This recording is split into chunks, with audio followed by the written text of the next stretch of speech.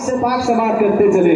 ایک صحابی میرے آقا صلی اللہ تعالی وسلم کی بارگاہ میں حاضر ہوتے ہیں. حاضر ہونے کے بعد عرض کیا یا رسول اللہ صلی اللہ تعالی علیہ وسلم میری شکل و صورت جو ہے اچھی نہیں ہے. آج کے زمانے کے مطابق ہم کہیں تو یہ کہنا چاہ رہے تھے میں اسمارٹ نہیں ہوں, میں خوبصورت نہیں ہوں, میری شکل و صورت اچھی نہیں ہے, لیکن بیوی ہے میری جو اہلیہ ہے وہ بڑا حسین و جمیل ہے. دنیا اس کی خوبصورتی کے چرچے تمہیں نغمے گا رہی ہے, اس کی خوبصورتی کا چرچا ہوتا ہے, لوگ اسے بڑا حسین و جمیل کہتے ہیں. حسین و جمیل ہے, خوبصورت ہے, مگر اس کی خوبصورتی کے سامنے میری خوبصورتی کوئی معنی نہیں رکھتی ہے. میرے آقا صلی اللہ تعالی وسلم ارشاد فرماتے ہیں اے میرے پیارے صحابہ بتاؤ اپنی خوبصورتی کی بنا پر تمہاری بیوی کبھی تمہیں دعویٰ دیتی ہے کیا؟ کبھی اپنی خوبصورتی کے بنا پر تمہیں کمزور سمجھتی ہے کیا؟ تمہیں عیز سمجھتی ہے کیا؟ وہ صحابی کہہ رہے ہیں میرے آقا صلی اللہ تعالی وسلم جو ہے میری بیوی کبھی بھی اپنی خوبصورتی پر جو ہے مجھے دعویٰ نہیں دیتی ہے, اپنی خوبصورتی کے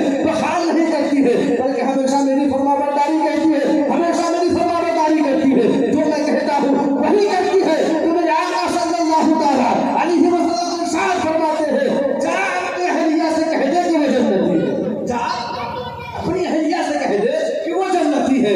میرے آقا صلی اللہ تعالی وسلم کے پیارے دیوانوں آج ذرا اندازہ کرے کیونکہ بہت ساری باتیں ہیں اس حوالے سے, حقوق کے حوالے سے, مگر آج کا معاملہ یہ ہے کہ آج ہمارا نوجوان معاشرہ, آج ہمارے بھائی جو ہے اپنے حقوق کو سمجھنے کی کوشش نہیں کرتے. ہمارے اسلافوں نے جو طریقہ بنایا کہ ہر اچھا کام کرنے سے پہلے ایسی مقدس محفلوں کا اہتمام کرتے تھے. اس کی وجہ کیا ہوتی تھی, اس کا مقصد کیا ہوتا تھا کہ جب نکاح کی باری آئے اللہ اس کے رسول کے ذکر کی محفل سجا دی جائے تاکہ تمہیں رحمتوں کا نزول بھی ہو جائے اور مسائل بھی سیکھ جائے, حقوق بھی جان جائے, طریقہ بھی جان جائے, شریعت سے آگاہی ہو جائے, شریعت سے ہم روبرو ہو جائے تاکہ ہماری زندگی خوشگوار ہو جائے. مگر معاملہ یہ ہے ایسی مقدس محفلوں کو ہم نے رسم و رواج کی طرح استعمال کرنا شروع کر دیا ہے. ایک گھنٹے میں محفل کا اہتمام, 2 گھنٹے میں محفل کا اہتمام, کبھی دیکھنے کا معاملہ یہ بھی آتا ہے گھر والے محفل کا اہتمام کرتے مگر کوئی عوام کہیں جا کر بغل سے حاصل نہیں ہو پا رہی ہے. معلوم میں چلا کہ کسی کو اس سے رغبت بھی نہیں ہے, کسی کو اس سے دلچسپی بھی نہیں ہے. اور گھر پہ کیا کہہ رہے ہیں, گھر پہ کیا کر رہے ہیں, کیا کسی کی جیوت کر رہے ہیں, کسی کی چگلی کر رہے ہیں, کوئی جھوٹ بول رہا ہے, کوئی کسی کی تعریف کر رہا ہے, کوئی سیاست بیان کر رہا ہے, کوئی پولیٹکس بیان کر رہا ہے.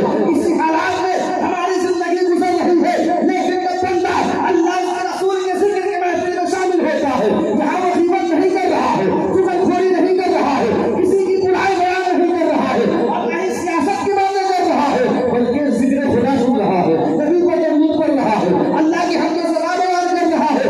اگر اس بندے کا یہ سننا, حمد و ثنا کرنا, نبی پر درود پڑھنا رب تبارک و تعالیٰ کو پسند آ گیا تو اس کا فیصلہ کامیاب ہو جائے گا, اس کی زندگی کامیاب ہو جائے گی.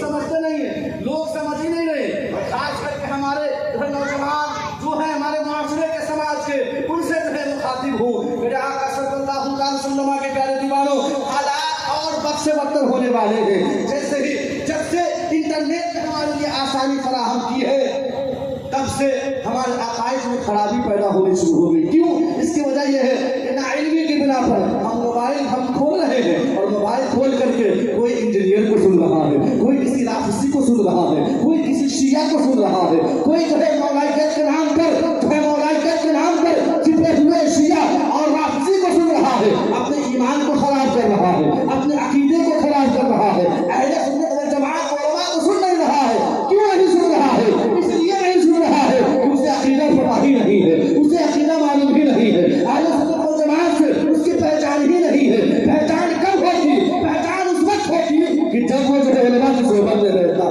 جب وہ ایسی محفلوں میں شرکت کرتا. میرے آقا صلی اللہ تعالیٰ علیہ وسلم کے پیارے دیوانوں تو گزارش اس بات کی ہے کہ ہمیں اپنی زندگی کے اہم لمحوں کو اہم سمجھنے کی ضرورت ہے. اس لیے کہ انسان جب تک ہے اس کے اندر جوانی باقی ہے, جب تک ہے اس کے جسم میں طاقت باقی ہے, وہ کچھ اچھا کر سکتا ہے, وہ کچھ اچھا پا سکتا ہے, کچھ اچھا حاصل کر سکتا ہے. لیکن جیسے جیسے عمر کے پڑاؤ گزر رہے ہیں, انسان جیسے جیسے عمر کے پڑاؤ گزر رہے ہیں اپنے قیمتی اور انمول وقت کو کھوتا چلا جا رہا ہے, اور معاملات اس طریقے سے ہو جائیں گے.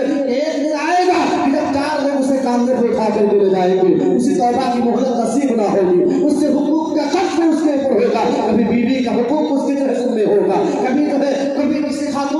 صحت کا حقوق اس کے ذمہ ہوگا. میرے آقا صلی اللہ تعالیٰ علیہ وسلم کے پیارے دیوانوں آئے ذرا غور کریں. ایک اور آپ سماعت کریں، اس کے بعد میں